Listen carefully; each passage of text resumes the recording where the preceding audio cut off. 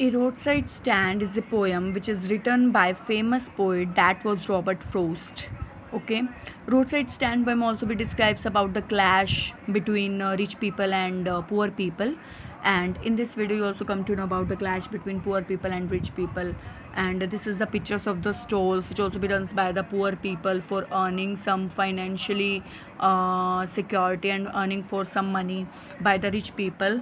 And but the cars come and goes, but nobody try to pay their attention towards this stalls. अगर कोई उतरता भी था ना कार से रिच होना, तो या तो वो कोई लोकेशन पूछने के लिए उतरता, या तो आस्किंग फॉर द पेट्रोल और डीजल्स, जैसे कि इस पिक्चर में आपको दिख रहा है. तो कोई कार आती और चली जाती, but nobody try to pay their attention towards this stall which is also be runs by the poor people. कोई रुकता तो मे बी उनकी कार ख़राब हो जाती, तभी कोई रिच कार ओनर रुकता. But nobody tried to pay their attention towards this condition, toward the stalls which is also be run by the poor people. So A Roadside Stand is also a poem which is written by the famous American poet that was Robert Frost, and he is a highly acclaimed American poet of the 20th century. He was the highly acclaimed poet of the 20th century. Robert Frost wrote about characters, people and landscapes, and he also describes about characters and people of the rich people and the poor people. And his poems are concerned with human tragedies and fears and the clash between humans like rich and poor people, his reaction to the complexities of life, and his ultimate acceptance of his burdens. Stopping by the woods on a snowy evening. This is also the famous poem which is also written by Robert Frost, which is Mending Walls. Mending Walls is one of the best poem which is written by the Robert Frost, and are a few his well-known poems. In the poem A Roadside Stand, he also present the life of poor people, poor and deprived people, with pitiless clarity and with the deepest sympathy and humanity. So all these 3 points which he also describes about the poor people, that he also has that they also has a hope that rich people comes and in the car, and also paying their attention towards the stalls which is run by the poor people, and उनसे कुछ purchase करेंगे, but nobody try to pay their attention towards the stalls. So the poet said, the little old house was out with a little new shed in front of the edge of the road where the traffic sped. A roadside stand that too pathetically plaid, it would not be fair to say for a doll of bread. Poet कहते हैं कि एक little old house है जिसे एक little मतलब एक poor villager run करता है, और वो ना एक लिटल न्यू शेड डाल देता है किनारे पर, ताकि क्या हो, in front of the edge of the road पर वो डाल देते हैं जहाँ पर ट्रैफिक स्पेड होती है, ट्रैफिक जाती हैं, ताकि जो रोड साइड स्टैंड है ना वहाँ पर वो पैथेटिकली प्लेड मतलब अपने एक दयनीय दशा दिखाता है. It would not be fair to say for a doll of bread. और वो एक तरीके से सोल ऑफ ब्रेड के लिए ये सब कर रहा है. उसने अगर अपना एक स्टॉल डाला है एज मतलब किनारे पर रोड के, ताकि वो ये चाहता है कि जो कार्स जा रही हैं ना, कार्स जो जा रही हैं वो अपनी अटेंशन को पे करें. देखिए लाइक दिस, एक रोड का किनारा, उसके ऊपर उसने एक स्टॉल डाला ताकि जो कार्स जा रही हैं अगर वो देखेंगी, they want to purchase but they can't. After that, the poet said, it would not be fair say for a doll of bread, but for some of the money, the cash whose flow sports, the flower of cities from singing at withering fant, the Polish traffic passed with a mind ahead of, or if ever aside a moment then out of sorts. Now the poet said कि ये जो money है, ये जो cash है, पर ये flow नहीं करता कंट्री से विलेजेस में, क्योंकि कंट्री के लोग कभी भी इनसे परचेज़ नहीं करते हैं. जो फ्लावर है सिटीज़ के, वो सिंकिंग हो रहे हैं, विदरिंग हो रहे हैं.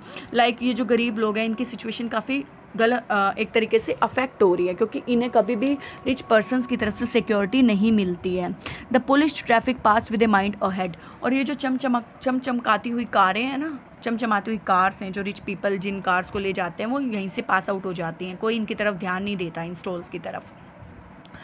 और if ever aside a moment then out of stores, अगर एक क्षण के लिए रुक भी जाएं फिर भी इनका ध्यान पता है कहाँ पर होता है. इनका ध्यान उन सिग्नल्स की तरफ, बोर्ड्स की तरफ होता है, जहाँ पर सिग्नल्स तो बने होते हैं लोकेशन के, बट उनका जो कलर होता है ना वो फेड होता है.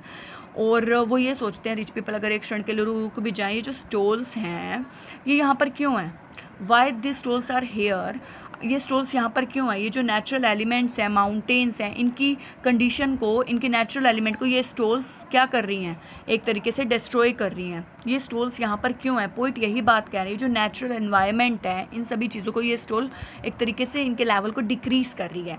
यही बात पोइट इसके अंदर, इस पोएम के अंदर बोल रहे हैं. So the poet said, poet क्या कहते हैं, ही सेड कि एक तरीके से देखो, क्या होता है, जो पुलिस ट्रैफिक आती हैं, जो कार्स आती हैं, या अगर आती भी हैं तो चली जाती हैं, और अगर इनका ध्यान जाता है तो इनका ध्यान आर्टलेस पेंट की तरफ जाता है, इन शेड की तरफ जाता है.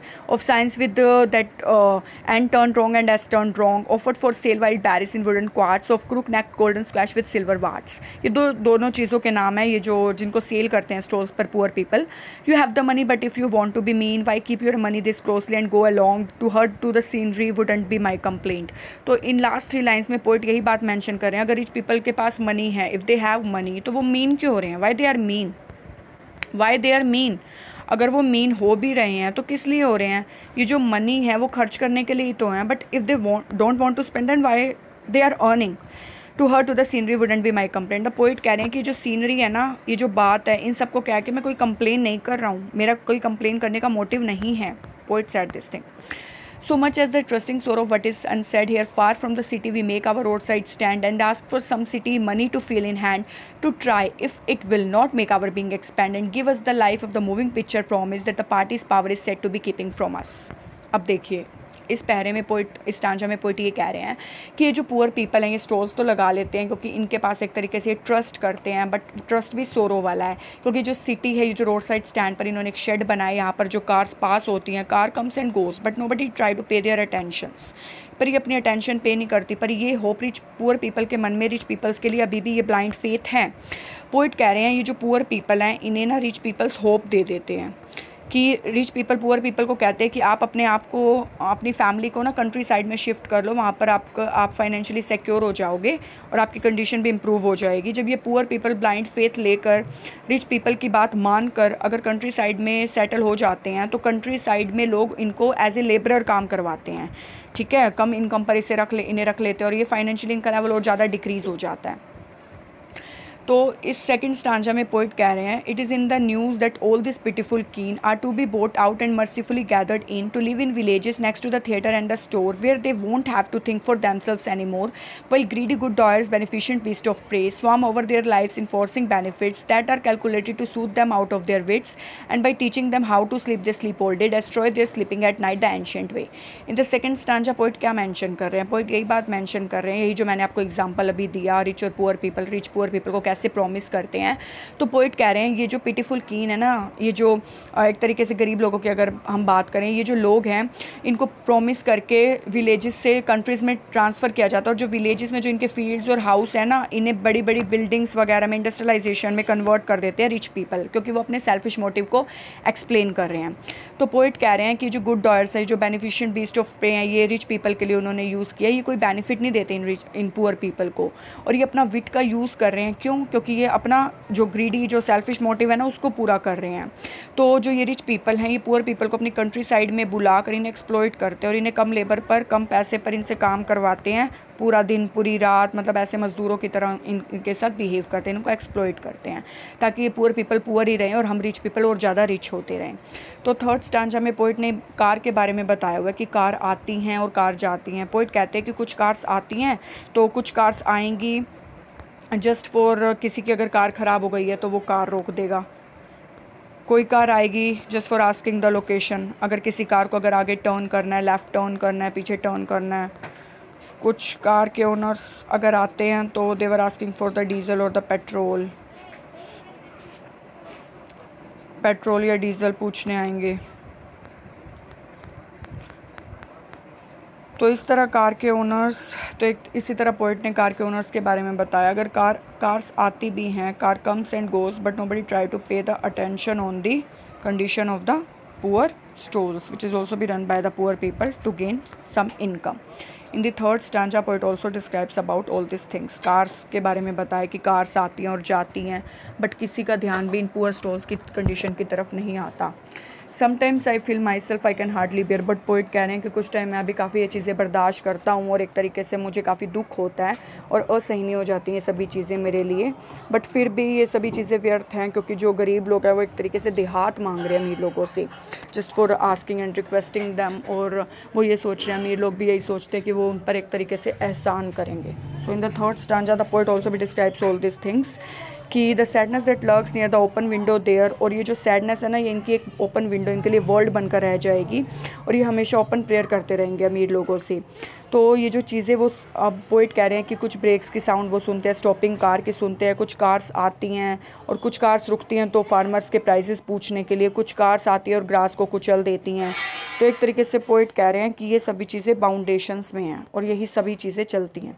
पोइट कहते हैं कुछ कार्स आएंगी तो कुछ कार के जो ओनर्स होते हैं वो क्या करते हैं, वो गैलन ऑफ गैसेस के बारे में पूछते हैं कि पेट्रोल और डीजल मिलेगा। बट पोइट लास्ट में, इसी स्टांजा में पोइट लास्ट 2 लाइन्स में ये कन्वे करें, that was they could not this closely they had none didn't see and another to ask could they sell it a gallon of gas, क्या तुम्हें नहीं दिखता कि यहाँ पर कुछ भी सेल नहीं हो रहा क्या? एक तरीके से जो पोएट हैं वो एक तरीके से यही कन्वे कर रहे हैं, क्या तुम्हें नहीं दिखता, क्या rich people you are totally blind that they don't know that they had little none didn't it see, क्या तुम्हें नहीं दिखता? तुम्हें जो चीज़ दिखनी चाहिए that was the shed which is also be stalls that was runs by the poor people to improving their condition, that the rich people comes and purchase something from the poor stalls but they didn't, they can't pay their attention towards the stalls, they don't try to improve the condition of the poor people. So in the last stanza the poet also describes about the condition of the poor people.